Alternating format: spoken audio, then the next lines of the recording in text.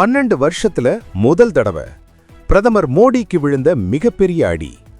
ஒன்று கூடிய எதிர்க்கட்சிகள், டெல்லியையே அதிர வைத்த அந்த மசோதா தோல்வி. இது தமிழ்நாட்டுக்கு நல்லதா கெட்டதா? 2014 மோடி அரசு எத்தனையோ சட்டங்களை கொண்டு வந்திருக்கு. காஷ்மீர் 370 பிரிவு நீக்கம், CAA, முத்தலாக் தடை, இப்படி எதையும் தடுத்து நிறுத்த முடியல. ஆனா இப்போ முதலா ஒரு மசோதா தோற்கடிக்கப்பட்டிருக்கு. அதுதான் தொகுதி மறுவரையறை மற்றும் மகளிருக்கு இடஒதுக்கீடு வழங்கும் திருத்த மசோதா. இது சாதாரண தோல்வி இல்ல, இது ஒரு அரசியலமைப்பு சட்ட திருத்தம். இதுக்கு 2/3 பங்கு பெரும்பான்மை வேணும். ஆனா மோடி அரசுக்கு கிடைத்ததோ வெறும் 298 ஓட்டுகள் தான்.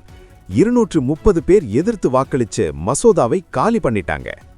நம்ம தமிழ்நாட்டுக்கு இது ரொம்ப முக்கியம். ஏன்னா மக்கள் தொகை அடிப்படையில் தொகுதி மறுவரையறை நடந்தா தமிழ்நாட்டோட MP சீட்டுகள் குறைய வாய்ப்பிருக்குன்னு திமுக உள்ளிட்ட எதிர்க்கட்சிகள் பயங்கரமா போராடினாங்க. இப்போ அந்த முயற்சி முறியடிக்கப்பட்டிருக்கு. முன்னாடி வாஜ்பாய் அரசுக்கும் ராஜீவ்காந்தி அரசுக்கும் இப்படி நடந்திருக்கு. ஆனா 2026 5 மாநில தேர்தல் வரப்போற நேரத்துல இது பாஜகவுக்கு ஒரு மிகப்பெரிய பின்னடைவா பார்க்கப்படுது. மாநில உரிமைகளை காக்க எதிர்க்கட்சிகள் எடுத்த இந்த முடிவு இந்தியா முழுக்க விவாதிக்கப்படுது. மோடி அரசு அடுத்து கூட்டத்தை கூட்டுமா இல்ல பின்வாங்குமா?